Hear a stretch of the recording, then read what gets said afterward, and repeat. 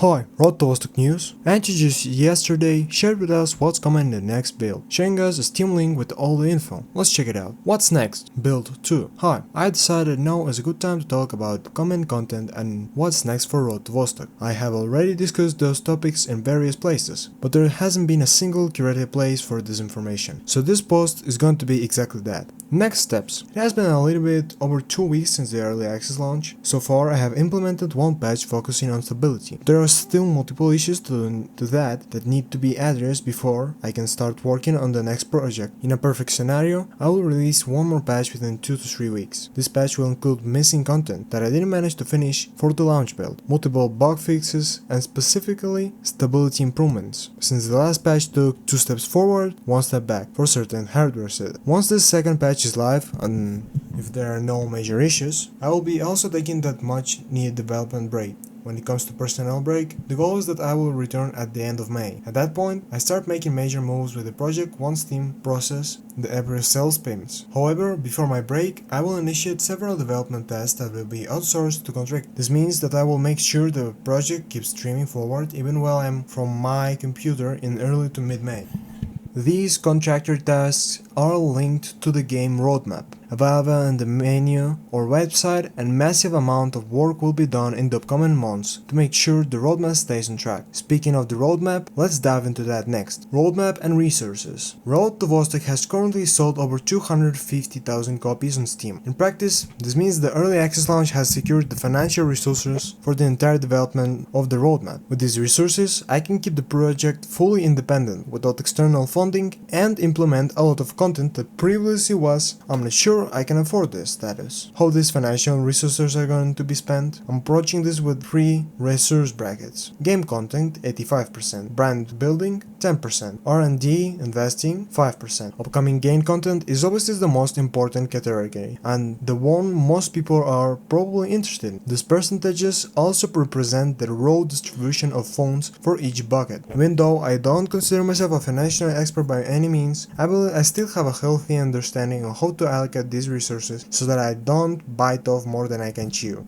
Next, let's focus on the first major target for this resource called Build 2. Build 2. Nomads. Build 2 is all about the AI and making the world feel like it doesn't care about. The goal is to create a feeling that you are just a random trespasser in a scenario that is beyond your control. Currently, the game feels like you're the main character, which just gathers loot and shoots AI. This will drastically change in Build 2. The main addition will be a faction called Nomads. This is a friendly faction by default that roams the game world independently. What this means in practice. When you start a new game, you might see a group of nomads starting near your campfire. These nomads might be frying sausages, talking to each other, or heading out to fish. You can interact with them. There's mini tasks and mini bartering for items they have found. When you transition to another map, you might hear some combat in the distance. If you help nomads fighting bandits, your reputation increases and eventually, you can start adding certain nomads to your friend list. You can allow your nomad friends to visit your shelter to sleep, eat, or do certain behaviors like planting instruments with you, or feeding your cat while you're away. You can also join nomad meeting in the world or ask nomads to follow you to a specific map. At these nomad gatherings, you might encounter the nomad boss,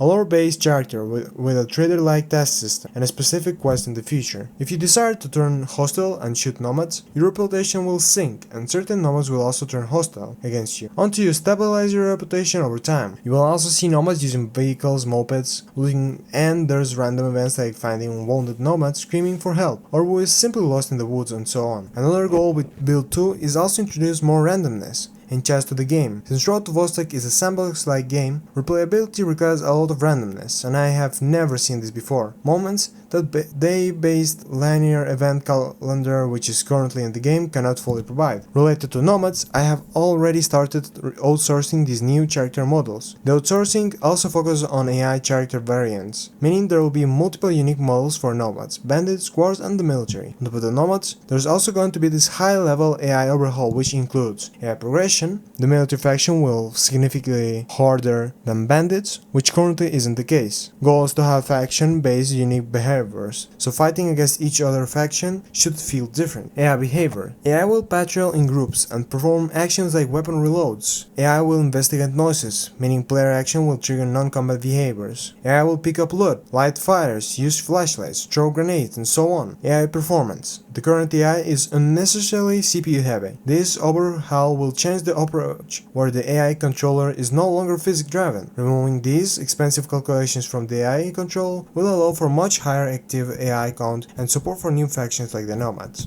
Builds 3, 4, 5, 6, 7, 8. It's a bit early to discuss these in detail. This build 2 is my main focus at the moment. While some info is already on the roadmap, it is vague and on purpose. You can expect a similar what this means in practice. Post for build 3, once build 2 is complete and so on. Each build will also have a dedicated devlog on the road to the Vostok YouTube channel. So for example, you will see some gameplay related to Nomads in July or August, before the actual build is shared on Steam. Even though some of these builds are relatively far in the future, I can still share some behind the scenes details. For example, I have already initiated conversations for build 4, S.T.A.L.K.E.R, which will include 50 custom made weapons for Road to Vostok. In build 4, weapon customization will deeper. There will be tertiary mechanics like folding stocks, visual wear linked to weapon condition, jamming animations, and so on. Closing thoughts. Given the successful launch, the future is really bright for Road to Vostok. I'm pretty confident by the end of this year, you'll already be playing a game called that is totally different beast compared to the current version. Thanks from Anti.